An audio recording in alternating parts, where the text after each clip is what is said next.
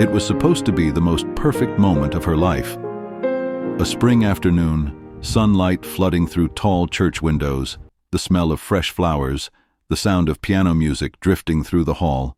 She wore a white gown that had taken months to perfect, and her fiancé waited at the altar with trembling hands. The guests were seated. The cameras were rolling. Everything was exactly as she had dreamed it would be. But in the next few minutes, this wedding would become something no one in that church could have predicted. Because sometimes fate doesn't work the way we plan. Sometimes it works the way it needs to. Before we dive deeper, let us know in the comments where you're watching from. We'd love to hear from you. And if you're new here, click the subscribe button so you never miss any of our upcoming videos. Here's what people didn't know that morning. There was a woman in that church whose entire life was about to change in a single moment. There was a mother who didn't even realize her daughter was walking down the aisle, and there was a secret hidden inside something so small, so ordinary, that it almost went unnoticed. A birthmark on a wrist. One small detail. That's all it took. So the question isn't just whether the couple would make it to the altar, it's whether anyone could have stopped what was about to happen. And more importantly, should they have? Because some reunions, no matter how impossible they seem, are exactly what we're meant to be. Let's go back 20 years. A city in America, much like any other, with busy streets and ordinary lives unfolding behind closed doors. A woman named Rachel made the kind of decision that would haunt her forever. She held a newborn baby girl in her arms, her daughter, her own flesh and blood, and she made a choice that broke her heart into pieces. Circumstances beyond her control, a life that wasn't ready, a world that wasn't kind to unmarried mothers with no resources. She did what she thought she had to do. She let her go. Agencies, paperwork, tears in the dark, a goodbye she never said out loud. Rachel would spend the next 2 decades trying to build a different life. She married a good man named Tom. They tried for children, but it never happened the way they hoped, and so they opened their hearts to adoption. They wanted to be parents. They wanted to give a child a home. Tom and Rachel adopted a son, Michael, when he was 3 years old. He became their world. But somewhere in Rachel's mind, in the quiet moments late at night, she never stopped thinking about the daughter she gave away. She never stopped wondering what had become of her. Meanwhile, across the country, a young woman named Claire was growing up. Her adoptive parents found her as a baby on the roadside, abandoned in a cardboard box with nothing but a blanket and a note that simply said, "Please take care of her." They named her Claire, raised her as their own, and loved her completely. They never told her she was adopted. It was a secret they kept for 20 years, not out of cruelty, but out of protection. They wanted her to feel secure, to belong, to never feel like an outsider in her own family. Claire grew up beautiful and kind, artistic and thoughtful. She learned to sew from her mother. She helped her father in his small business, and she fell in love with a wonderful man named Michael. Michael, the adopted son of Rachel and Tom, was quiet and steady.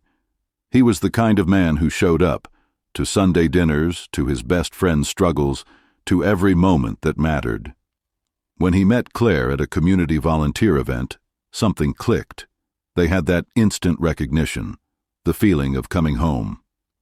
After 3 years of dating, Michael asked her to marry him. She said yes. And the wedding was planned for spring, at the church where they had met the pastor who would change everything. The morning of the wedding arrived like a normal day, except nothing about it was normal.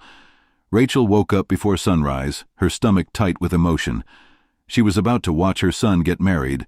She was going to meet his wife's family. She had bought a new dress. She had practiced what to say. And she had, without knowing why, printed out a photo from an adoption agency, a photo of the baby girl she gave away so many years ago.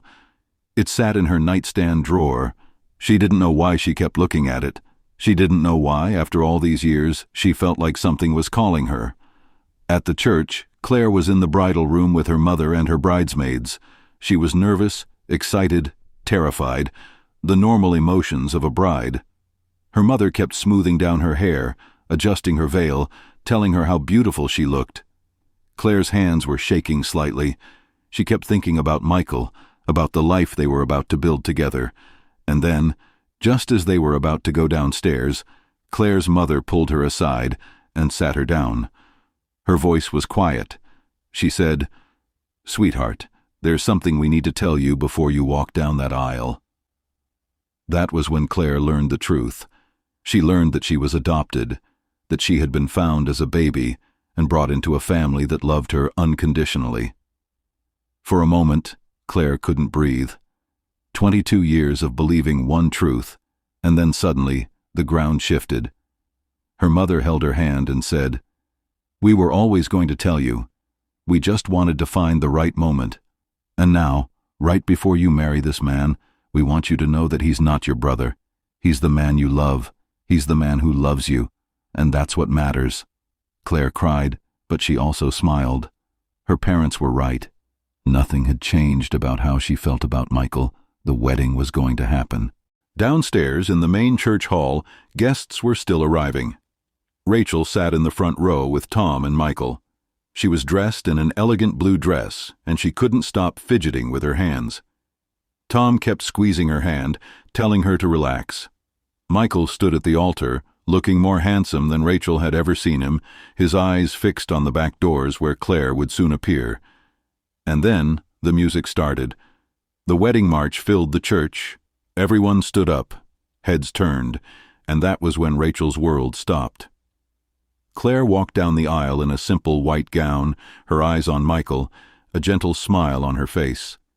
As she reached the altar, as she took Michael's hand and turned slightly to face the priest, her wrist caught the light. And there it was, a birthmark, a small, distinctive spot on her right wrist, a shape that Rachel knew as well as she knew her own face, because she had been born with it herself, because Rachel had held that wrist for 3 days before she gave her away. Rachel's breath caught in her throat. Her hands went cold. She looked at Tom. He didn't see it. He was watching the ceremony, smiling proudly at his son. But Rachel couldn't look away from that birthmark. The priest began speaking. The ceremony proceeded. But Rachel's mind was racing. It couldn't be. The odds were impossible. And yet, she had spent 20 years looking at photographs of babies from the adoption agency where she gave her daughter away. She had wondered about every young woman she passed on the street. And now, here, at her son's wedding, was someone with her birthmark. Someone with her eyes. Someone with a face that suddenly looked so familiar, she didn't know how she had missed it all this time. After the vows, after the kiss, as the newlyweds walked back down the aisle together, Rachel made a decision. She had to know. The reception was being held in the church basement. Tables were set with white tablecloths, flowers decorated every corner, soft music played in the background. Guests were mingling, laughing, taking photographs.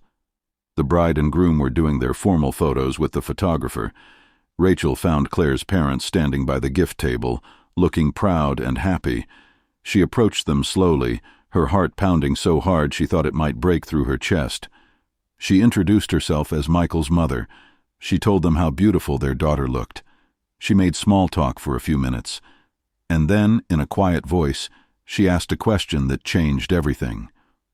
"I noticed something about your daughter. She has a very distinctive birthmark on her wrist. I was just wondering, was she by any chance adopted?" The words hung in the air. Claire's mother looked shocked. Claire's father looked confused. They exchanged a glance, and then Claire's mother said, "How did you know that? We never told anyone. That's been a secret for 20 years. Rachel's knees felt weak. "Can you tell me where she was adopted from? What agency?" Claire's mother provided the name and the approximate year. Rachel heard the words, and suddenly she was in her own past, remembering the paperwork, remembering the name of the agency, remembering the date. She excused herself and went to the bathroom. She called Tom on his cell phone. "Tom, I need you to look in my nightstand. There's a photo there, a baby photo from the adoption agency. Can you describe what you see?" Tom was confused, but he went and found it. He described a baby girl with dark hair and a small birthmark on her wrist. Rachel hung up the phone. She was shaking. She went back and found Claire. She asked the bride if she could speak with her privately for just a moment. The two of them stepped outside into the spring afternoon. The sun was warm, and the church parking lot was quiet. Rachel's voice was trembling. She said, "I need to ask you something, and I need you to listen carefully. 20 years ago, did your parents tell you that you were found as a baby?" Claire felt afraid. She didn't know this woman. How did she know these things? But something in Rachel's eyes was kind, was desperate, was loving. Claire said, "They told me today, this morning, right before I walked down the aisle." Rachel took a breath. I think I'm your mother. I think I gave birth to you. I think 20 years ago, I had to make a choice I have regretted every single day since." Claire didn't move. She didn't speak. Tears started rolling down her cheeks. Rachel kept talking, her own voice breaking. "You have my birthmark. You have my eyes. You have my heart, and I didn't even know it until today." And then Claire was crying too, and Rachel was holding her, and they were both crying, and there was nothing anyone could do but let it happen. Minutes later, Rachel and Claire walked back into the reception together. Michael saw them first, and his face changed. He could feel that something had shifted, that something monumental had happened. Rachel took his hand and led him and his wife to a quiet corner. She told Michael the truth. She told him that Claire was her biological daughter, that she had given her up when she was a newborn, that she had never stopped thinking about her. Michael listened, and tears started forming in his eyes. He looked at Claire. He said, "I love you. This doesn't change anything. You're my wife. You're the woman I chose. And now you're also the woman my mother has been searching for her whole life." The news spread quietly through the reception. Some guests heard it and didn't quite believe it. Some heard it and were moved to tears. Some didn't hear it at all and just enjoyed the party. But for Rachel, for Claire, for Tom, for Michael, and for Claire's adoptive parents, the evening had transformed into something far more significant than a traditional wedding celebration. It became a family reunion. It became a story of loss and found, of heartbreak and healing, of the strange mathematics of fate that sometimes works in ways we cannot explain. Later, as people were dancing and celebrating, Claire's adoptive mother pulled Rachel aside. She said, "I want you to know something. We have loved your daughter every single day of her life. We gave her everything we could, and we are so grateful that today she gets to meet you too, because she deserves to know where she came from. She deserves to have you in her life." Rachel hugged her.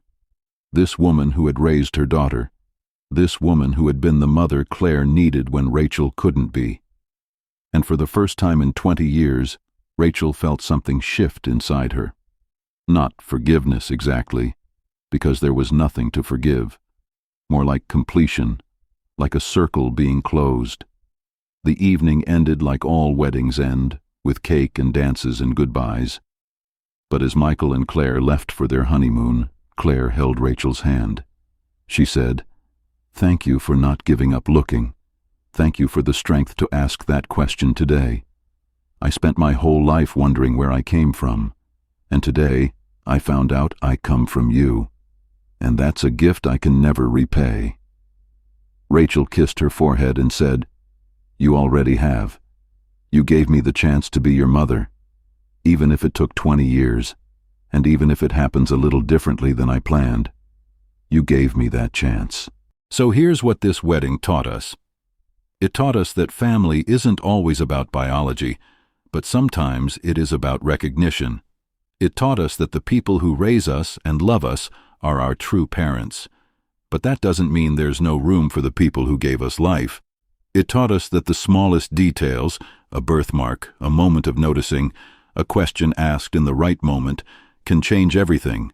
And it taught us that love, real love, is big enough to expand and grow and hold room for people we never expected.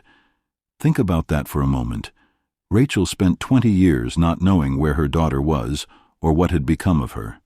She thought she might never know. She thought she would carry that loss forever. But a mother's love is patient. It waits. It remembers. And sometimes when you least expect it, it finds its way home. How many of us are carrying losses we think are permanent? How many of us have given up on finding people we thought were lost? This story says that sometimes, if we stay open, if we keep looking, if we ask the right questions, we might get our answer. This is also a story about the courage it takes to ask difficult questions. Rachel could have just looked at that birthmark and thought, "No, that's too much of a coincidence. That could never be true." But she asked anyway. She risked looking foolish. She risked being wrong. She risked having her heart broken all over again. But she asked, and her question changed a life. It changed multiple lives. As you watch this story, we want to ask you something. What would you have done in Rachel's position? Would you have had the courage to ask that question? Or would you have let that moment pass, thinking it was too impossible to be real? And if you were Claire, how would you have felt learning that your biological mother was waiting at your wedding all along, that she had been searching for you? Could you forgive 20 years of separation if it meant finding each other at last? Would it feel like a curse or a blessing, or somehow both? This is the thing about family secrets. They have a way of coming out. And sometimes when they do, they don't destroy things. Sometimes they heal them. Sometimes they complete them. And sometimes they remind us that the world is far more interconnected, far more mysterious, and far more full of purpose than we ever realized. On what was supposed to be just a wedding day, Claire found out who she really was. Rachel found her daughter. And Michael found that his mother had a depth of love and longing he never fully understood until that afternoon. Before we end, we want to hear from you. Do you believe in fate? Do you think Rachel and Claire were meant to find each other on that day? Or do you think it was purely coincidence? Drop your thoughts in the comments below. And if this story moved you, if it made you think about your own family, about the people you've lost or the people you've found, please share it with someone. Because sometimes we all need to be reminded that love doesn't give up. That connection, real connection, finds a way. That even in our darkest moments of loss, hope is still possible. And if you're still watching, thank you. Thank you for staying with us through this story. Thank you for caring about the people in it. If you want to hear more stories like this, stories of connection, of reunion, of families finding each other against impossible odds, subscribe to our channel. Click that bell notification so you never miss when we upload. Because we believe these stories matter. We believe they remind us of what it means to be human. We believe they matter to you